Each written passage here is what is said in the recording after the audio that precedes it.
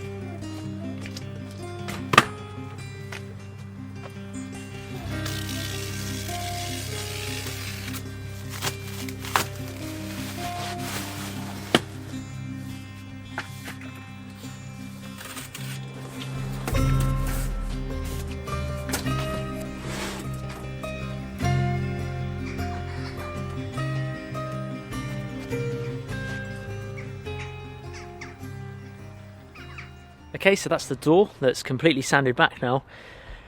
The options that I had with this was to either take the door off completely and take it into the garage and kind of renovate it there, but what I noticed was all the screws and the hinges had been completely burred, so I couldn't really get those out. It would involve having to rip the hinges off, and I just didn't really want to go down that route, so I'm going to try and do this with the door still attached, so it's going to be a bit more tricky.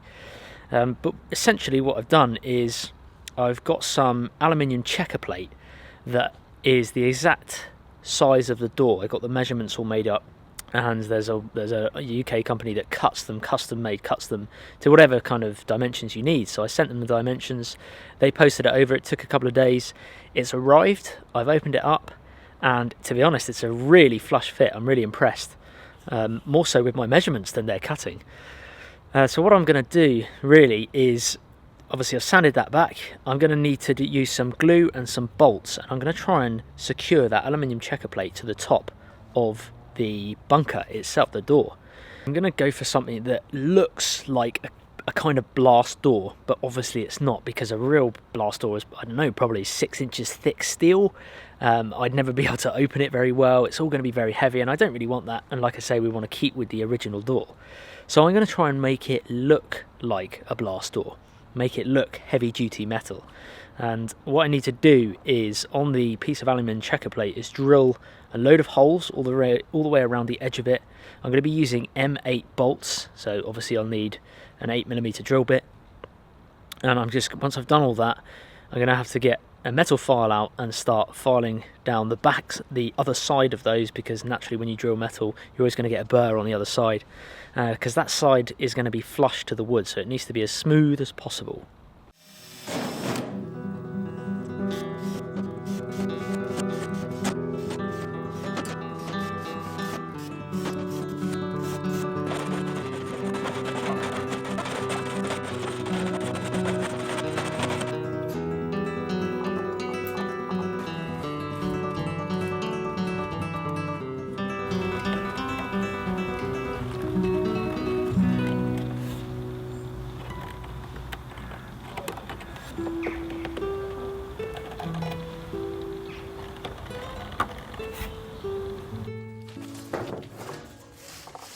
Okay, so I've done that. I've drilled all the holes and I filed off all any pieces of burred metal.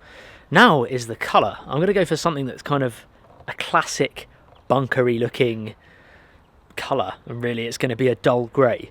Obviously aluminium checker plate itself is really shiny, so if there were planes flying above that were looking to attack you, they're going to spot it really easily. So I've gone for a kind of matte satin grey. I've got to get that painted on. It might take a while to dry because we are in the coming into the winter time. It's going to take a long time to dry, so I'll have to put it in the garage overnight. But let's get that on, and then hopefully we can fit this door tomorrow morning.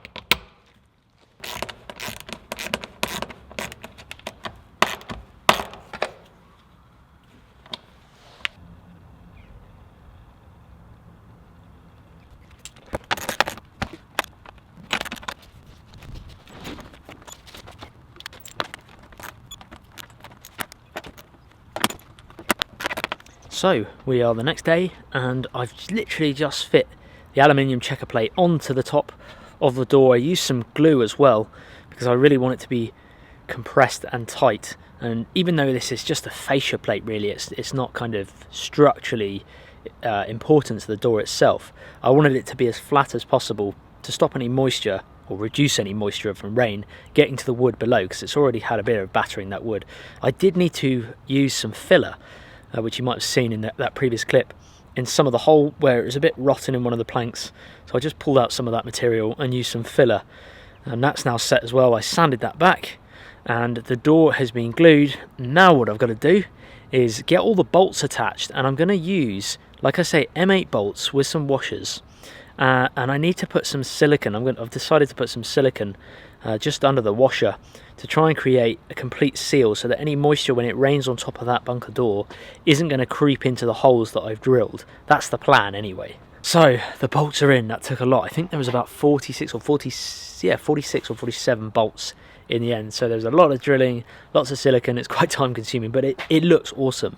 So the next thing I'm going to do is I want to add a handle to the outside of the door, because there's no handle at the moment. There is a little latch, which is just like an old shed latch really, but there's no actual handle to pull the door up, and now I've added some weight to it. It's a fairly heavy door, so let's add a handle.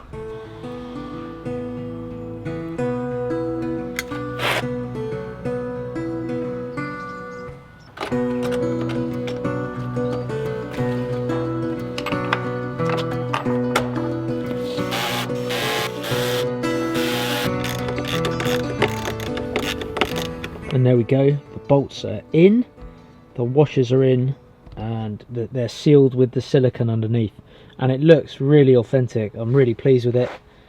It certainly looks like a bunker door. And now I need to work on the other side really, because that's where it's pretty damn tired. So there's the handle, gone for the M8 bolts again, just two there, silicone around the edge, and that now is so much easier to lift, and it goes in with the keeping the look of the sort of bunker door itself. Okay, so for the other side of the door, I've decided to keep it as wood. It's been repaired in the past. I'm just going to try and... Jats, what are you doing? I'm just going to try and uplift it a bit. So what I'm going to do is just get the sander out again, sand it back as best as I can, and I'm actually going to use a similar colour grey paint on the inside. It's not going to look as metal, obviously. It's not going to look as much of a bunker door, but the way I see it is the underside of the door, and it's really just creating a bit more of a protective layer and just doing it up a bit. So we'll see how it comes out.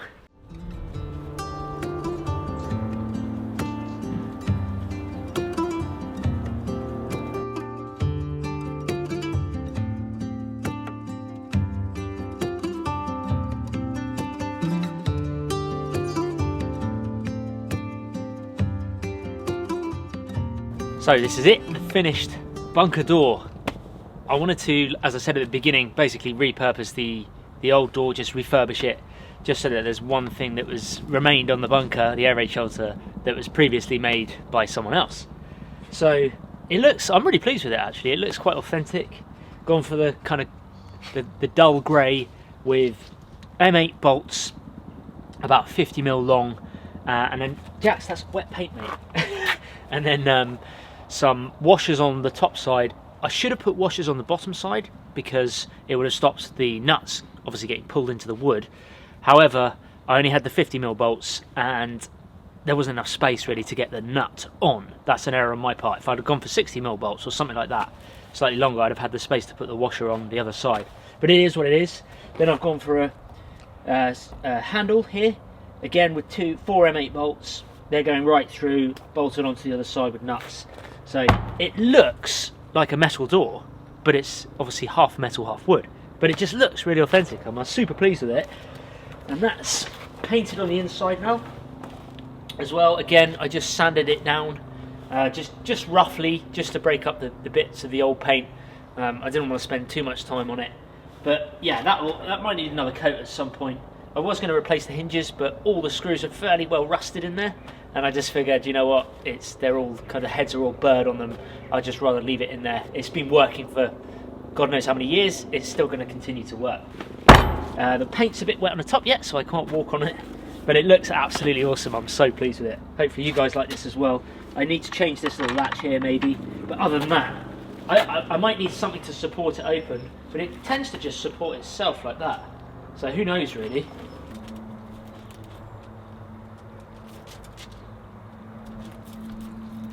What is he doing? What are you doing, mate? You're so weird. So, are we on? Roger that. Roger, roger. So I painted the top of, this is the escape hatch, I painted the top of it. I'm not going to keep it wood on the top. I think I might do a similar thing to what I did with the bunker, maybe put some aluminium checker plate on top of this as well, just to stop the wood from rotting as fast. But I did add another layer, in fact, there you go, another layer of cement here, just to raise the vent up. So now I need to get rid of this piece of wood in a minute, but now the vent is completely level, so that sits pretty much flush.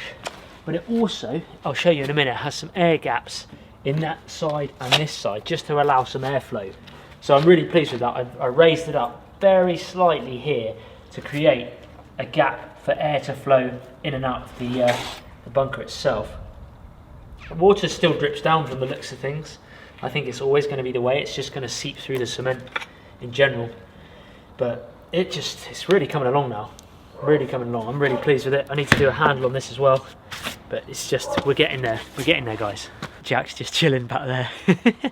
Anyway, that's it. I'm going to round off this episode. I hope you enjoyed it. There is not much left of the series itself, really. Like I said, I've got to finish the rest of that at some point. And then on the inside, I've only got maybe 1 or 2 little jobs left. I'm not making it an extravagant, you know, kind of bug out bunker, guys. I know that's been done before plenty of times. In fact, there's a really awesome one on YouTube by a fellow Brit, Colin Furs. You guys have probably seen it. He's got an incredible bunker, so go and check that out. It's a really, really impressive one. But so we're not going down that extreme route. This is just a bit of fun. What I'm trying to say is it's going to be a limited series. Once it's done, it's done. I'm probably not going to come back and keep doing videos here, and I know that's going to disappoint quite a few of you. But at the end of the day, I took a massive risk doing this series. It's very far from the type of content that I would normally make. And I sort of carried on with that risk, really, just because I could see how much you guys were enjoying it. And I was really enjoying this little project here at home. But it is very far from the type of content that I normally make, which is obviously your bushcraft survival, your kind of fishing, camping, the outdoor sort of stuff. So yeah, it's going to be a limited series. Keep an eye out for the other episodes that will be coming up hopefully quite soon. Going to throw in some camping and bushcraft and shelter stuff in as well as those as well. So lots coming up. It's a busy time of year. I hope you're all keeping well. Thank you for watching this episode, and I'll see you guys in the next one.